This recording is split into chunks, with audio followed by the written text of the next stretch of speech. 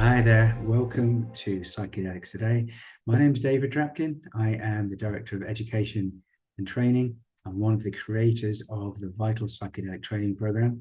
And today I'm joined with Floris. And Floris works and is the founder of Blossom, which is an amazing website, a resource, a library that is constantly being updated around psychedelic research.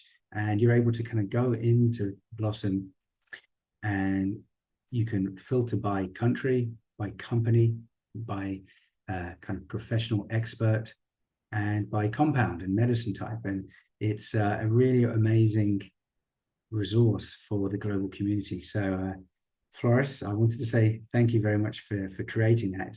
I don't know how you managed to do it pretty much single-handedly, but it's a beautiful offering.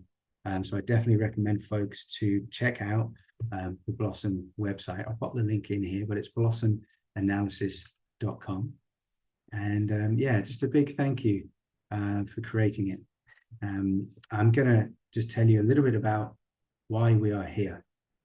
We're calling this a vital psychedelic conversation. So it's a vital discussion about really important topics that are happening in the world of psychedelic therapy, research, medicine, wellness, consciousness.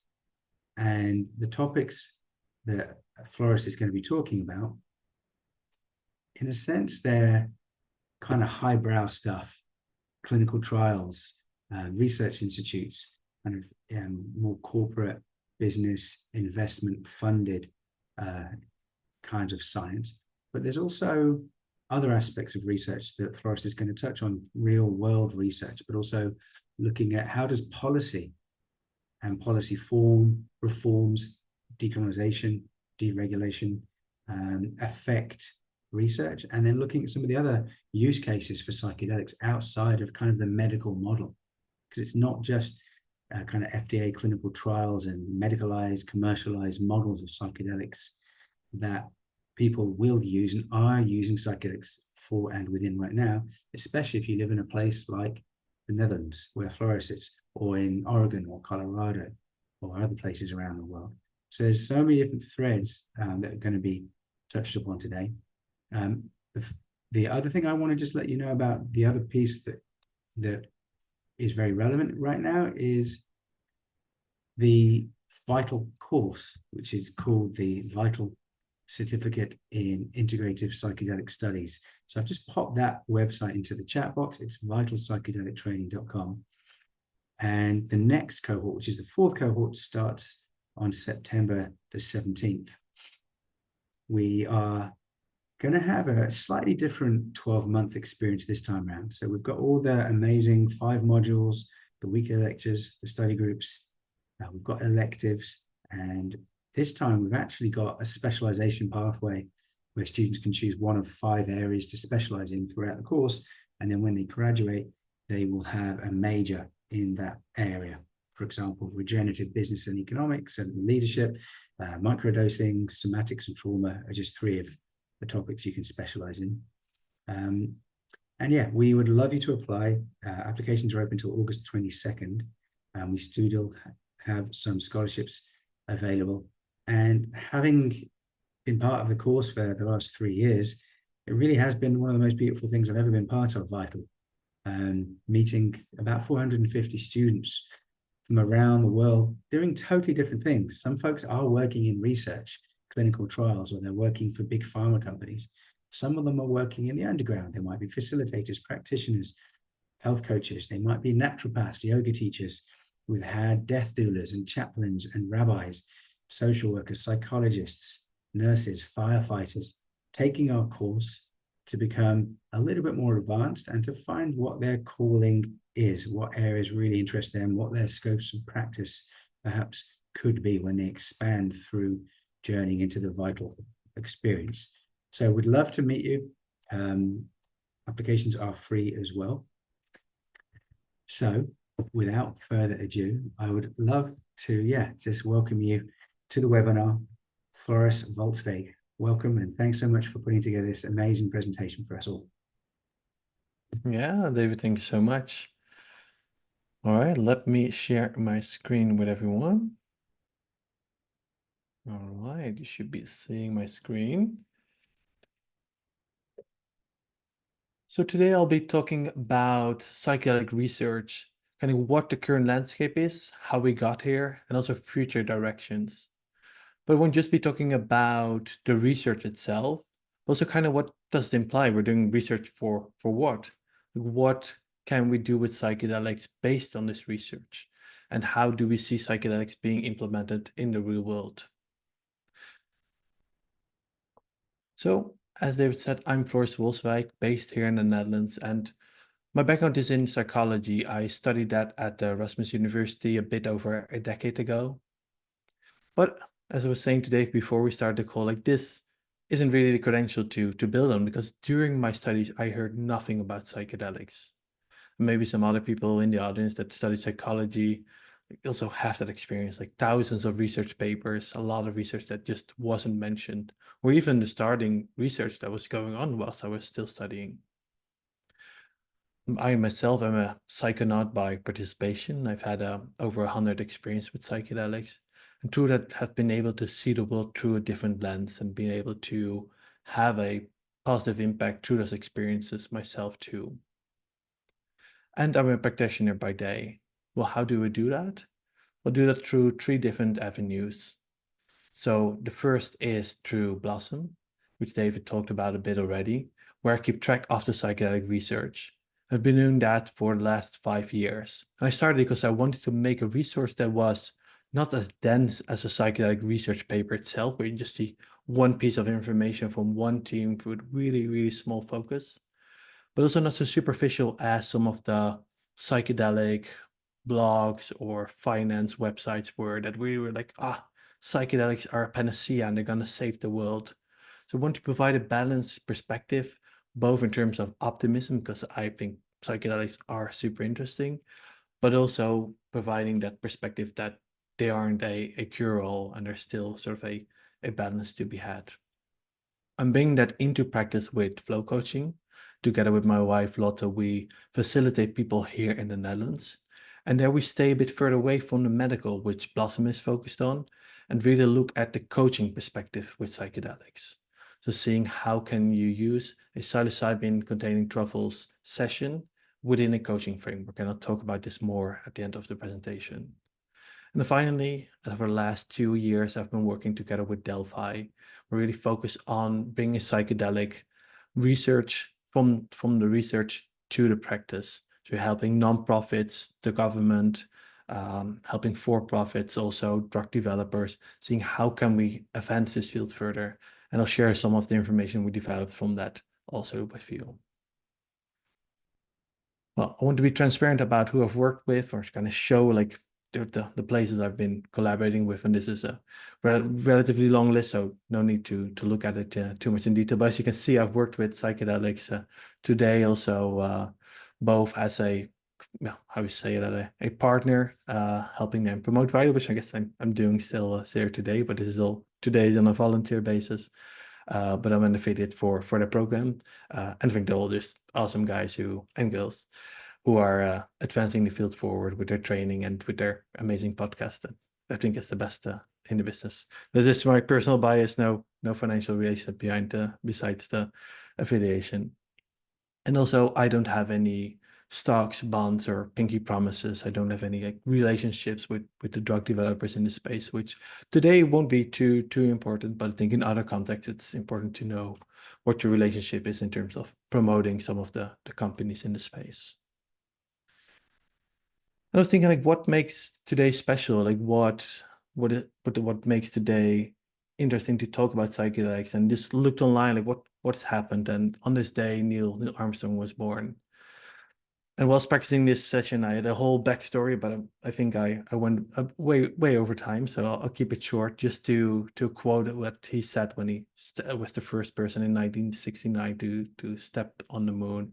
He said, "That's one small step for man, one giant leap for mankind."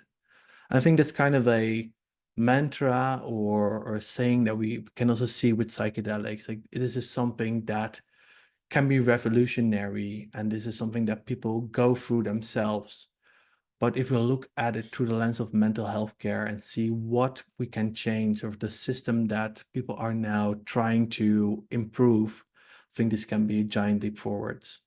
So that's sort of also one of the things I keep in the back of my mind, that there's a lot of small, boring, administrative, important things that need to happen. And still there's a bigger vision, I think, with seeing psychedelics as something that can help people. In this presentation, I'll go through 3 different parts. First, I'll talk a bit about the psychedelic landscape of what is the research there. How do people get access to psychedelics? So I'll map out 3 different paths: the medical, decriminalization, and religious path. And in the end, let's see how much time I will have left, I'll talk a bit about the future developments, or what do I see on the horizon, and maybe what are some of the roadblocks. So before diving into these 3 different areas, I want to give you a high-level overview of the psychedelic ecosystem. And as you can see here on the figure, we can kind of see, if you kind of look in between the lines, you can see this as a tree where the funding are the roots. And then we move up to the research and drug development. So we're looking at what psychedelics we can develop. Also up to through the trunk and up to the leaves for care delivery, which of course we need training before that. And sort of on the side, see adjunct industry, say legal, consultancy, but also the interaction with sort of the wider system. So with government, policy and advocacy, seeing like how can we change things. And then the other side, things like this, right? Media and events, but also community education, harm reduction, sort of all the different parts that are necessary within an ecosystem of psychedelics. And this is also with Delphi, where we're thinking like, what is missing? What are things that still need to happen? I'll touch on that a bit later on too. And today I'll be looking mostly at the red areas and a little bit at the yellow areas. So I won't be talking about the funding and what is needed and what is missing. Touch a little bit, not too much on the training and other areas, but really focus on the research and how that's being brought into practice. So let's dive into the first area, the psychedelic research landscape. So hopefully a lot of you already know a bit about the history of psychedelic research. But like I said, me studying psychology over a decade ago, I hadn't heard any of this. So this was, when I got interested in psychedelics, this was all new to me. And I won't go into too much depth for the different areas, but it's kind of giving an overview of the medical path or how psychedelics have been researched. And I want to acknowledge that kind of before this, hundreds, thousands of years before this, people have been using psychedelics within religious contexts. So this is just sort of focusing on the research that's happening on the medical side. And even there, it's only a small part of it. But I think that maybe something that is missed is the promise that psychedelics in terms of research had in the 1950s and 60s, where there were over 1,000 clinical papers and quite a lot of also like conferences organized around psychedelics at the time, where they saw positive effects. So there were the first signals of seeing psychedelics for meaning, for insight, psychedelics for creativity, psychedelics for alcoholism. Maybe one small anecdote, I think it's in the Psychedelic Explorer's Guide by James Fadiman, is that they were working on that creativity research that's still being cited today. And they got a letter from the government saying they had to stop the research. And at the time they were still getting letter, or maybe even effects. So they just pretended they didn't see it for a day because they were actively doing a study. So they were like, okay, let's finish that today. And then we've seen the letter tomorrow. But yeah, it wasn't per se the research. Maybe some can say the research wasn't overwhelmingly positive, and also the methods at the time weren't the standards that we have today. But especially through the cultural impact, you saw the subsequent backlash. And Nixon was congratulating and giving a medal to Armstrong, and at the same time, or sort of in the same period, making Timothy Leary public enemy #1. You kind of see that difference where the public's focus was, and it wasn't with psychedelics. Maybe even broader outside of research, right? We see that at the time people discovered and were using psychedelics, But if you want to look at the statistics, I think people are using more psychedelics right now than in the 60s and 70s. But what did that mean? That's the backlash for the research. It meant that the dark ages of psychedelic science. So from 1970 onwards, the classical psychedelics were banned, and later MDMA was also banned, but only I think in 1985 or 87. So there wasn't that much or almost no human research. Of course, at the same time, there was still underground use and still advocacy for the use of psychedelics. But was it only just at the turn of the century, or you could say the Strassman DMT studies just in 1995-ish, that really were starting psychedelic research again.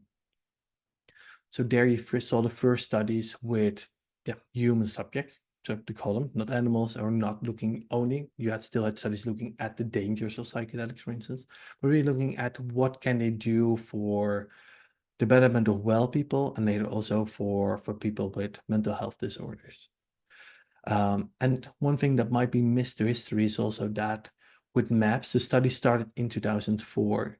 So the phase 1 studies actually weren't just one small study, but there were several smaller studies and also the phase 2 studies over some years.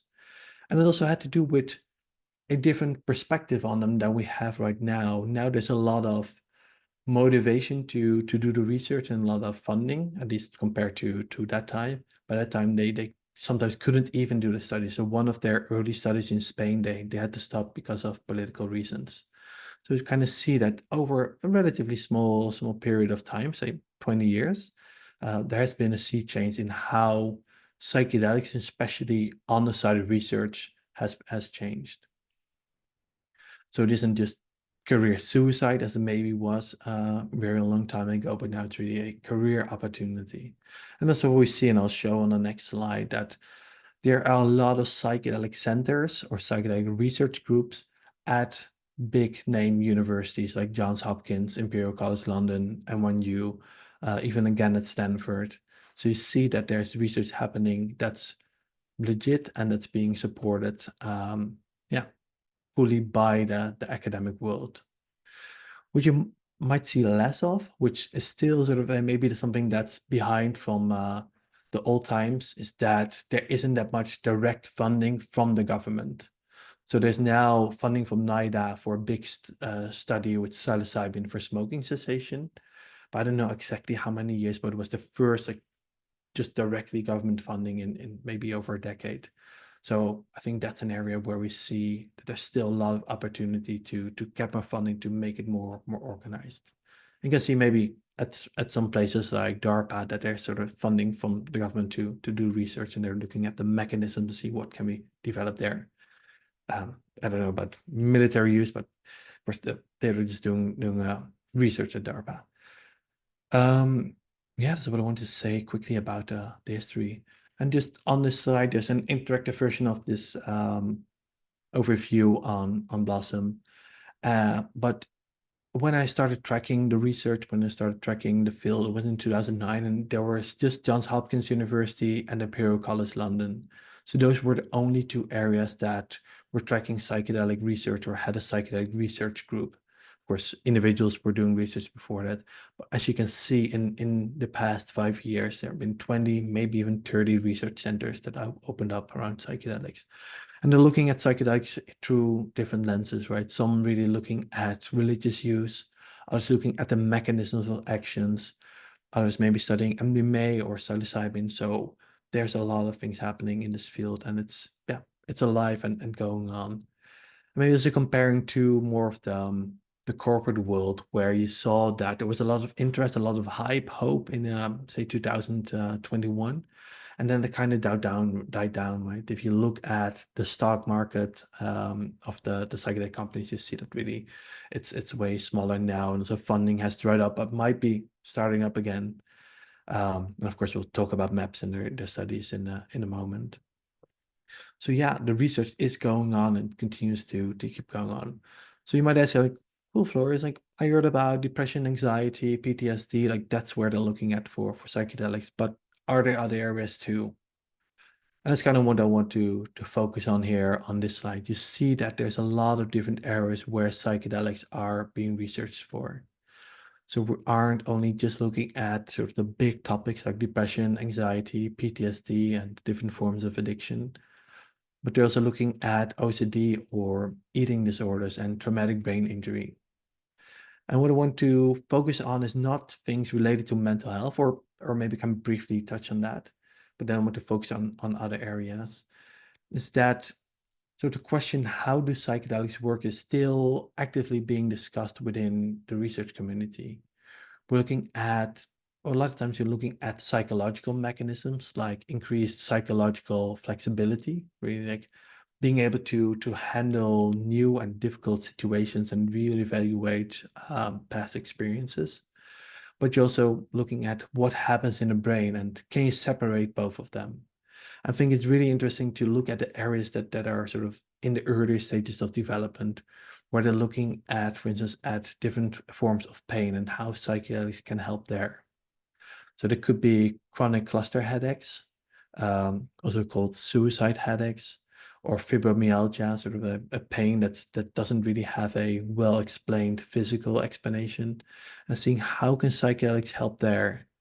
And then well, maybe I can even call it a perennial question, is how much does that depend on the psychological effects, or how much does it depend on other effects that aren't experienced by people? So I think that's a really interesting area to look at, and not just only have that discussion around mental health and how much is the trip necessary, but also look at broader areas. And for instance, there with traumatic brain injury, and I have to say the research here is it's really early stages. So there's just a few human studies, just some phase 1 studies and some animal studies. But there you can see that psychedelics might be able to help, and I think I can say it in this context, heal the brain, really help sort of make those new connections again when they were sometimes quite literally shaken up by a traumatic brain injury.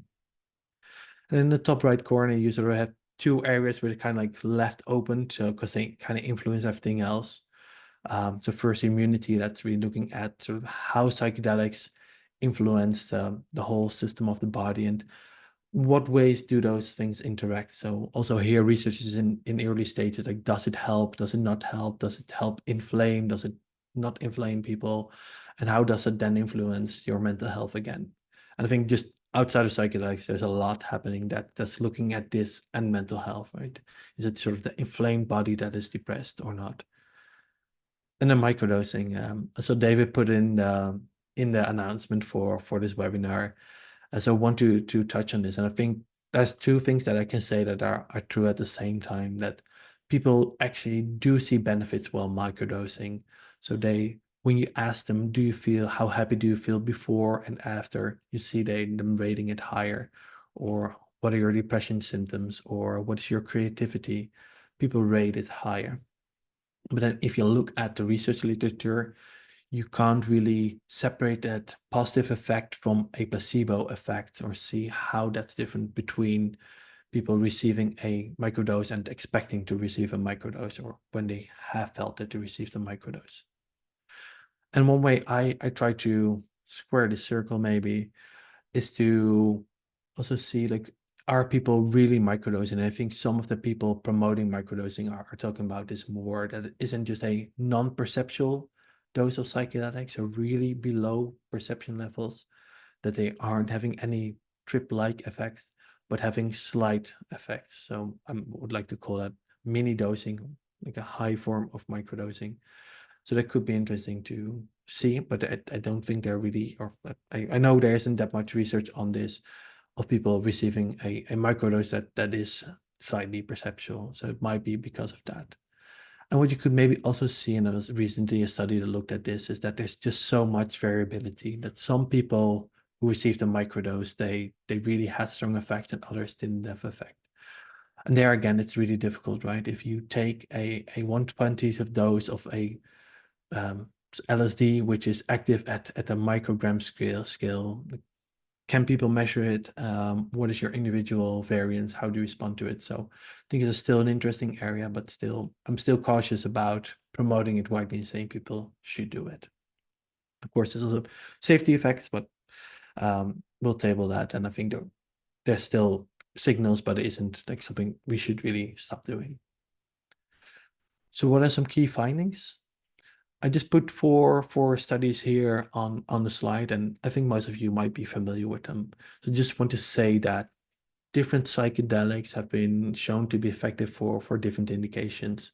And I think more broadly that there's an underlying mechanism, and Guldolan, who might be infinitely more better to speak to this, but he really talks about opening windows of criticality, of being able to learn to form new habits, and seeing that the psychedelics that have a long-lasting acute effects also have long-lasting plasticity effects, or that criticality window.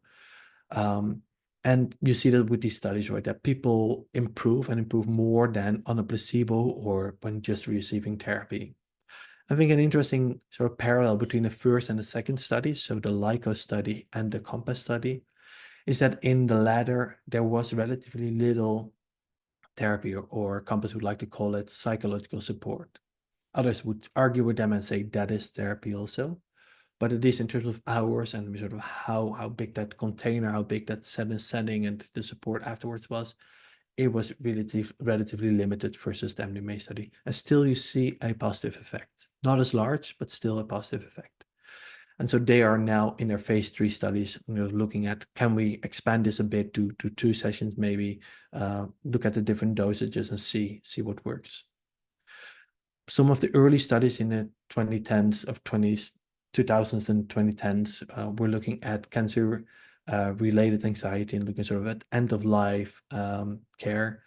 Also because it was easier to study, but also, yeah, because you can see sort of how psychedelics can help with existential distress, maybe I should call it. And there also you see really positive effects. And some of these studies have the longest long-term follow-up. So maybe even looking 5 years later, for at least the participants that were still with us, seeing that they really had a different perspective on life after just a single dose of psilocybin. It's also showing that just 1, 2, sometimes 3 sessions can have a long-lasting impact. I think that's what we see also with the LSD for anxiety study. So this at the University of Basel, and then it's sponsored by MindMed. They just released their follow-up study looking at data a year up to 2 years later for the participants. And they're kind of counter to what they were expecting. They saw also lasting effects. And again, this is with relatively or actually no involvement from the research team, right? So people maybe seek out therapy themselves, maybe go back onto antidepressants. You saw that also with the LICO studies. But for a lot of participants, they see lasting effects. And I think that's one of the key things also if we talk about economics that psychedelics can offer. So what are key trends? Well, I talked a bit already about new therapeutic areas. So neuroplastogens, it might also be something to mention also around that discussion. How much do you need to trip? But can we make, or people are making, psychedelic inspired molecules that kind of work through the same mechanisms but don't have that active trip, or have a really moderate trip that people can do at home and then improve? And then do you need that therapy after that? And is that offered with that medicine? Or yeah, this is still a big question. Like how much do you need of that part? And also neurodegenerative diseases. So for instance, Alzheimer's. Can psychedelics help both with the psychological aspect? So people feeling more, I wouldn't say comfortable, but more accepting maybe of the progression of the disease? Or can psychedelics actually help prevent it, or yeah, get people back to a more healthy state of the brain, right? If they're making new connections again. And again, this research is in the early stages. And one area that some people might say, what is this? And others say like, whoa, this is very interesting. People are looking at extended DMT states. So I was thinking today, like, how can I make this analogy? So people who have experience with psilocybin or LSD, maybe we can see this as a roller coaster. You're on the roller coaster going up and down, maybe taking a loop here and there. It's really exciting, and it's taking a while, right? Being on the roller coaster. Well, DMT can be like being strapped to the front of a rocket and being sent in outer space. So you're just on a roller coaster, you're going straight into it. and then coming back also really quickly. So just someone being shut up into space and just landing back onto Earth again. So trip might last 5 minutes, 10 minutes, maybe maximum 15 minutes, and you're totally back on Earth. But personally, it might be experienced for a way longer time. And this can be really interesting also in terms of how long you need the clinician's time, right? If people have that experience in a condensed time, can you help more people with the same amount of therapist time or same amount of therapist time? So I think that's a really interesting area to look at. And they're extending the DT stage by giving people a continuous infusion. So we've done now experiments with again, between brackets, I would call them like healthy normals, and seeing what are their experience and what can they learn from it. And this is something you might want to use in therapy too. Then maybe say do something that's 20, 30 minutes so people really can sort of process experiences and not just be on a rocket, but go in a bit of an orbit and then go down too, so you still can learn from it even more. But that's in the early stages, but I think it's really exciting area. Then there's regulatory and institutional support. So you see more and more. I just talked about the NIDA, them supporting psychedelic research, and they've been against this for forever. But also FDA, like of course everyone's sort of on their toes looking at Lycos and if the FDA will approve the application for the drug product. But yeah, it isn't looking as rosy as it might have done 3-4 months ago. But FDA has been really supportive. They have been fast tracking now 5 different drug developers. So Lycos, Usona, Cybin, MindMed, and Compass. So they are really saying like we are engaging with you and we want to see all of this happen. So if it doesn't happen in the next week, it might still happen relatively soon. And talk about the states in a moment. And then finally, or maybe if there's other Europeans, I saw someone in the chat here also, like the EMA is also engaged, right? There aren't drug developers applying for to be approved yet, but they are sort of mapping that framework out and communicating with them. So that's the good first step. And there's of course, a lot of education and clinical integration happening. They see the research centers themselves putting out information for the general public, putting out training courses, and of course, Psychedelics today doing a lot doing a lot of education in this field too. So it's great to see that. Well, if I look behind the headlines, what are things that might be going wrong? What are our challenges still?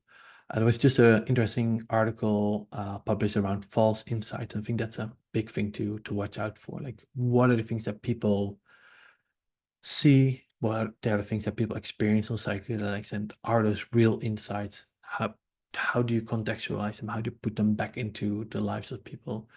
I think that's a really interesting area to look into, and this will be on Blossom soon to have a summary of this paper too. And something that's difficult within psychedelics, but also outside of it, is just placebo and blinding, right? Like if you've gotten a psychedelic, and it's really difficult to mask that. But this isn't unique to it, right? This also at the FDA AdCom meeting, this was mentioned a lot, but it isn't unique to psychedelics. Even for knee operation, you'll know if you had the operation or not. So you can do blinding, but in general, you'll know. And then the economics, right? Can insurance pay for this? But also, is there enough funding for the research to be done? Is there enough power to get it through to the FDA? Because, and I haven't put it on the slide, but patents is a thing that is relatively difficult within the space, which is good for the public, but also means there's less enthusiasm for the research. And the training, and what training is valid? If you've gotten a certificate from a psychedelic retreat center that gives training, can you now be a practitioner? Who's checking that? And at the moment, there isn't really a place to do that. For instance, the Psychedelic Medicine Association is a nonprofit that's now in the stages of looking like, can we do this? And also, that is something that you'll need for insurance later on, really for someone to verify and to say, this is the training that is certified. And also on the other side, right? Not the practitioners, but also the patients. You want to ensure safety. So they're the board of psychedelic medicine and therapies. They are looking at it. Can we create that board that you have for psychologists, for how we call physicians, for all different areas, right? You need to have a board for patients to go to, and we don't really have that, or we really don't have that with psychedelics.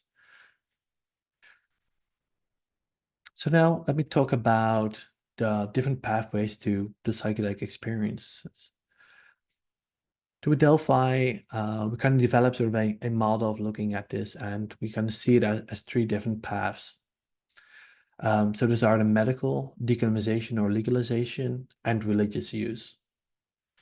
And so within them, there's pros and cons, and I'll talk a bit about what all of them have to offer. But I think both from a societal perspective and from a personal perspective, they're pros and cons of going through the different routes, and really depending on where you are, it matters what route is suitable for you.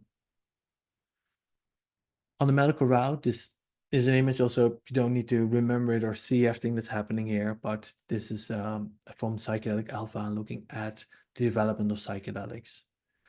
And there you can see sort of in the zoomed in version that for like what's almost at the end, there's only a few psychedelics that are sort of in the phase 3 or almost phase 4. You see esketamine developed by Janssen or Johnson & Johnson. That's available now, but it's relatively expensive, costs a few $1,000s compared to ketamine, racemic ketamine, that's being used off-label. And that's available at about 750 clinics throughout the US. And that price is relatively affordable. It can be a few $100s, maybe like low thousands. But the therapy container, right, that setting which I was talking about with the early research, sometimes that's missing. And there, also looking back at the research, you see that if that isn't there, people go back to the state they were in relatively quickly. So you see sort of a short-term thing without sort of the therapy around it. So if we look ahead and just say MDMA-assisted therapy gets approved, how much would that cost? And I think this might be a bit of a shocker for people, but might be around $30,000. Elliot Marseille, who's been on Psychedelics Today podcast relatively recently, he talked about this too, right? This is a relatively high price tag, especially if you compare to underground use, where it can be $2,000-$3,000 to do a retreat or to do a private session. So it's a 10x price.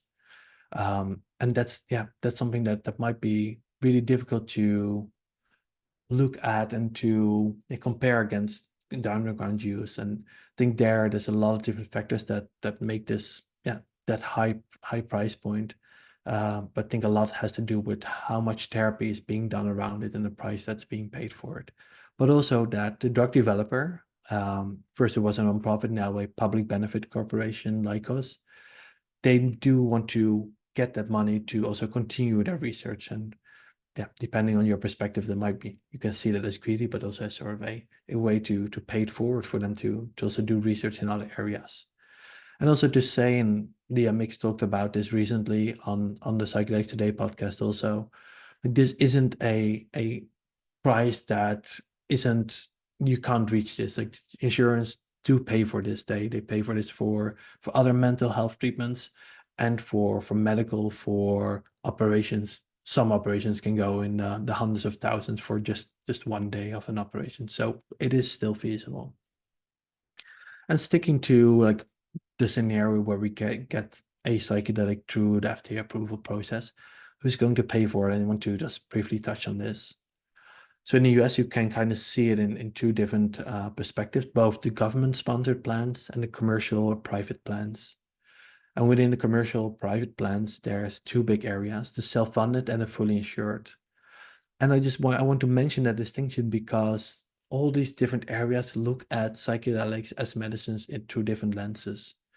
If it's a self-funded company, so they're paying for their healthcare just out of pocket. So think about Google, Intel, if they're still around in some years. Just the first company that popped into my mind. But just big companies that have a lot of employees are paying for medical themselves. And they are considering the absenteeism, productivity of employees. So they are really looking at sort of the whole picture. So for them, this might be something that is really worth it, even though it has a relatively high price tag. But if they aren't looking at those other side effects, then are they still paying for it? And what I've shown here, sort of the buckets. But then if you look one step further, and if you want to look at who's making the decisions, you see that becomes even murkier. That there's a lot of different decision makers that has something to say about the approval of psychedelics. And they will need, or they're asking for, different types of data.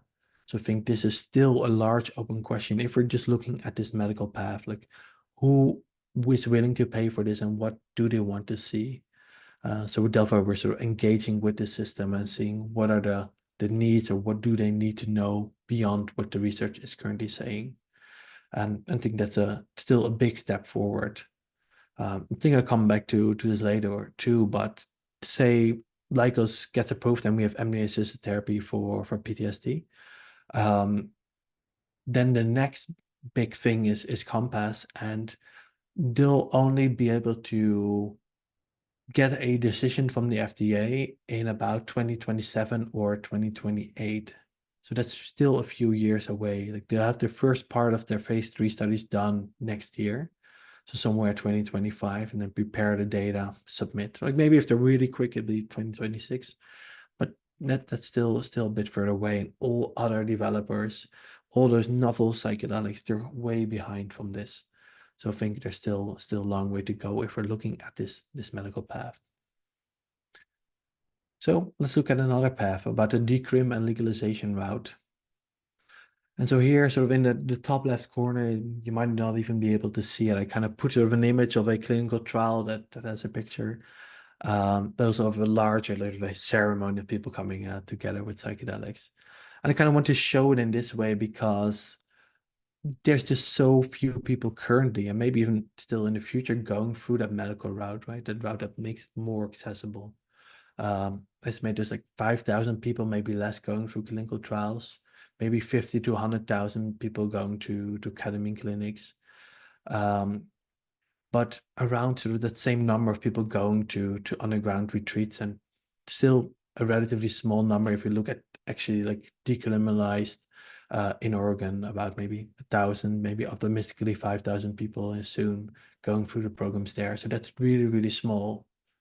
Because if we then look at another thing, and hopefully this image sort of conjures up where we see people using psychedelics generally, but that millions of people, 1-2 million a year, maybe even more, are using psychedelics outside of a context.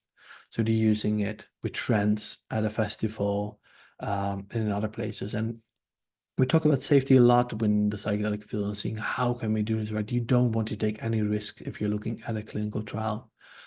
But if you look at general statistics for people using psychedelics, generally see people are using them safely, and the number of incidents is relatively limited, especially compared to other drugs, including alcohol. So there you see also in over time, if you look at the large surveys been done, which include questions about psychedelics, that people are generally improving. So people sort of have a positive experience with psychedelics. So on the decriminalization and legalization route, there's still a lot happening. You sort of see, I think I have a slide on this later also, like how much is changing over the last 10 years, of things becoming less criminalized. Maybe that is a good way of saying it. So hopefully that is sort of a positive signal, more and more people being able to access psychedelics in this way. But again, the support system, the patient or participant advocacy, or where you can report harms, that's still not really in place. So I think that's still a big area to work on. So see, I don't have too much time, so I'll go over things a bit more quickly in the end here. I want to briefly touch on sort of what's happening here in the Netherlands. Like what's my wife doing here? Is that we're really focusing on coaching and psychedelics. So not on the medical side of things, not on people that need a lot of support, maybe also with things outside of the psychedelic session, right? They need help with finances, they like have a trauma that you need to have multiple sessions with, you need to involve other healthcare people. Like we're not doing that. And some people are, but I think our, I would say, morals and motivations are really seeing how can we help people that are generally well, which are working on self-improvement, sort of take that next step and see how can I take that further? And it's been really interesting to see that development here in the Netherlands of it also becoming more popular. But psilocybin containing truffles have been like fully legal, at least the truffles themselves, right? Like psilocybin not, but if they're in truffles, they are. See that how that's being developed here, and see that there's a lot of people offering psychedelics for self-improvement, and it's great to see how that's possible within this framework here. But I think again, this is sort of staying away from the medical side, and that's sometimes difficult, right? We get a lot of people saying, "I've had PTSD for all my life. Like, can you help me?" And we have to say no, because we feel, even though my wife, she's a therapist by training, I'm a psychologist by training, like we don't have those skills. And I think generally it can be, people can be helped with it, but yeah, we try to stay away from that. So then the religious path. So psychedelics have been used, as I said at the beginning, for thousands of years. So this is still a place where psychedelics are being used. And in America, there are two groups that have exemptions, so they can import ayahuasca legally. So that's also a way to access them, but also relatively limited. But again, a really good container, right? There's traditions for hundreds or thousands of years, sort of, and there's a community to fall back on. So I haven't talked about this much, and this is not my expertise, but I think this is also a good area. So future developments. These are only pictures, so I'll be able to go through them quickly. Legalization and timelines. There's a lot of positive things happening, but there's also still some worries, and still we're looking at what are things that aren't going well. So the FDA advisory committee, they voted against, and we'll see what happens in next week. But not everything has been sort of positive as everyone had hoped.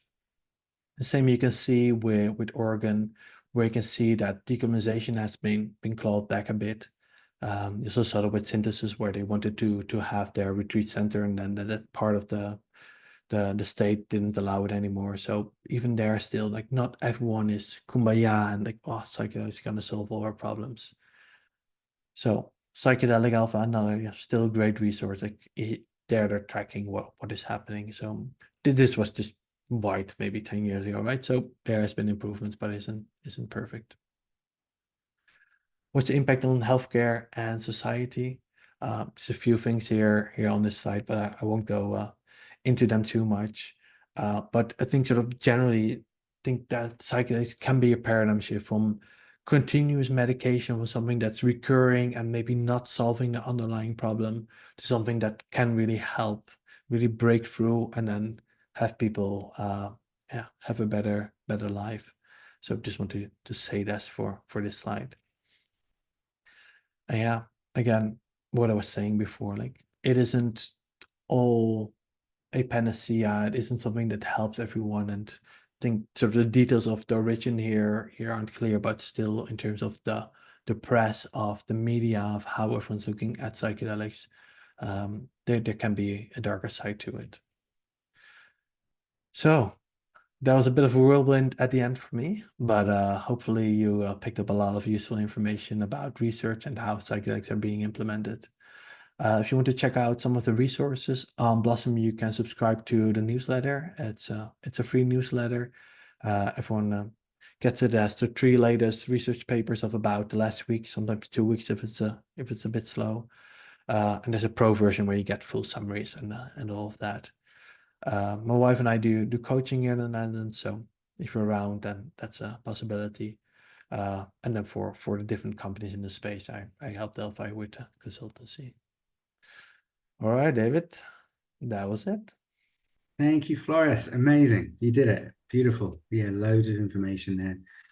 And just to say, folks, if you're not yet signed up to Floris's emails, do, because literally every week, every month, there's just so much research that's coming out, and we don't have enough time to stay on top. So Floris does all the reviewing and the summarizing, and his website has all that. So definitely would love you to go there and check it out and sign up. We've got 3 questions in the Q&A box for us. I'll combine the first 2 together. So they're asking about conditions that psychedelics treat, and are you aware of some of the research into these conditions. And I just Googled it, so I'll drop a few links in the chat.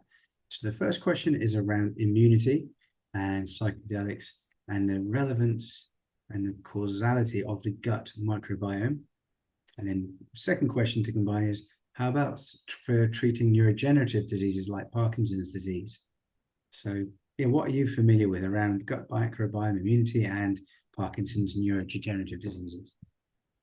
Yeah, I think those are both areas where the research is in such early stages still that we can't really like say too much like, oh, we really know what the mechanisms are, we really know what the influence is.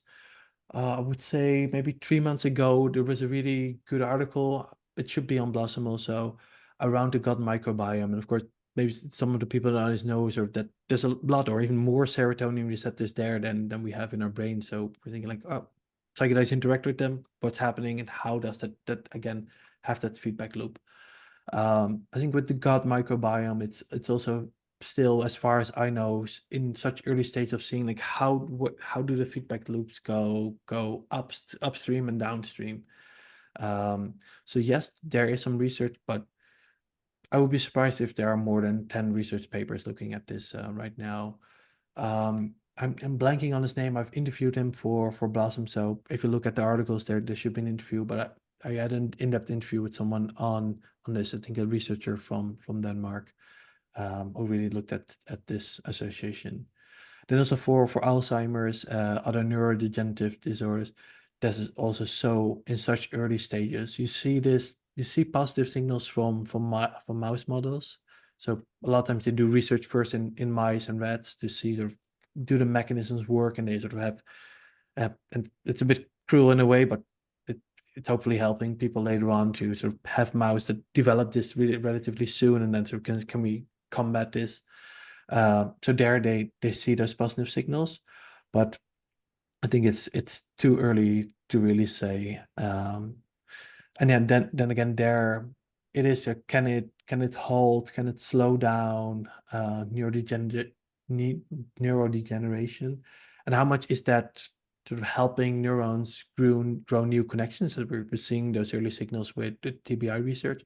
How much is it people enjoying life more, going out, visiting friends, talking to others, feeling better about their lives, and that then influencing the other health markers, right? And then I think that's always, and it will be really difficult for sort of the Western perspective on medicine, seeing like one thing leads to another and that's it, right? I mean, trying to look at cofactors, but yeah, in actuality, in reality, it's always so complex and so many different things influencing each other. So I think especially with that will be something to continue looking out for. Yeah, and I just dropped some articles and research in the chat, folks. One really important point to consider is just looking at mental health. This is not an area that we've done a very good job with the last 50 years. So I'm a therapist. I've worked in hospitals and treatment clinics for 15 years or so. We've done a really bad job, unfortunately, because we haven't had great tools. We don't really understand a lot of the conditions that we're trying to treat, and the therapy models don't work that well. It's really hard to change people's minds, to change people's perceptions, identities, and realities. And so when we're looking at just the gut microbiome, well, yeah, there needs to probably be $500 million worth of research globally into this. And then we need to apply that to what we know of psychedelics, and people are doing it already. And the same thing for Parkinson's. It's an under-researched illness.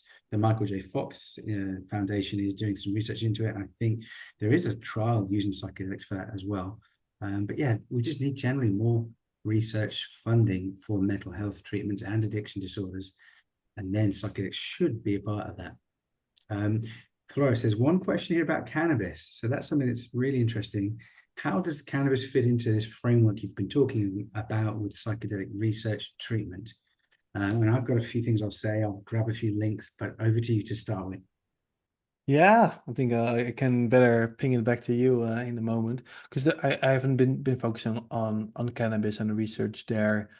I am working with another David who comes from that space, and I think there is a lot that there's really positive research happening there, and seeing sort of how can cannabis help people. But yeah, I don't know sort of how much overlap there is with psychedelics and how sort of the mechanisms are the same or if they are different. Of course, I can sort of theorize or talk from my own experience. Like with cannabis, you also, of course, are in a changed state of mind, but I wouldn't know if it's CBD or THC or other components or the combination. So I can't really answer how they're similar. Just yeah, I think both areas have a lot of research happening, right? And cannabis has, speaking more broadly, has commercialized earlier, and there's more of a continued use and a more appetite for that market to develop. I think also a boom and a bust cycle already, or maybe even multiple ones. But yeah, I think that's sort of the big difference, right? It's being used way more generally and sort of incorporated into the world better. Well, psychedelics are more in that research stage and trying to get into the real world, at least on the medical side. David, you'll know better. Yeah. So cannabis is something that I've had a very strong interest in for decades.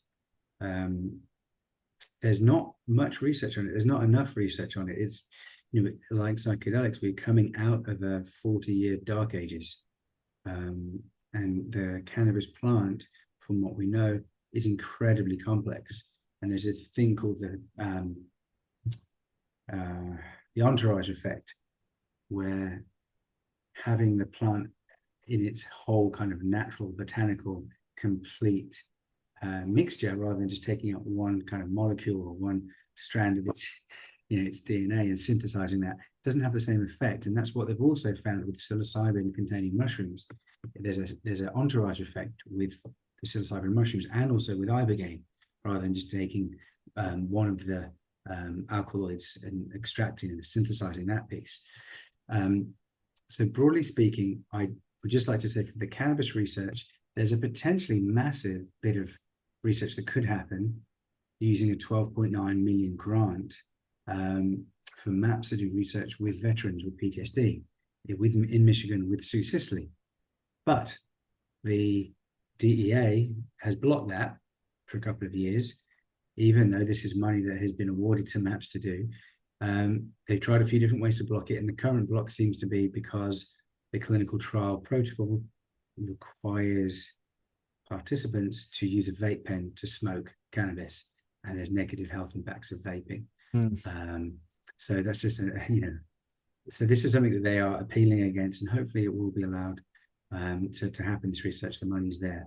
But yeah, just anecdotally, there is so many people that I've come into contact with and that we all know that are using cannabis for particularly ADHD, anxiety, and post-traumatic stress, but also even for tapering off opioids, whether that's heroin, fentanyl, or prescription medicines as well.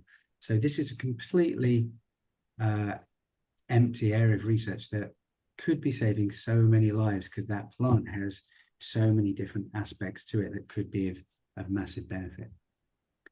So we're going to have to sign off for now, Floris, but I just want to say thanks to everyone for being here today, and I'll drop the Vital sign up page if you would like to just check it out, or to apply.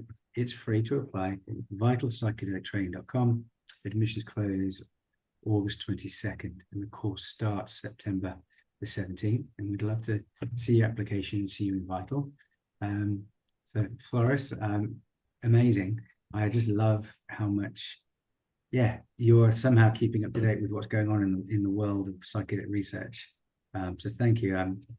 Floris Wolswijk, if you want to give everyone your parting gift and let them know where they could go to find out more information about you and your work.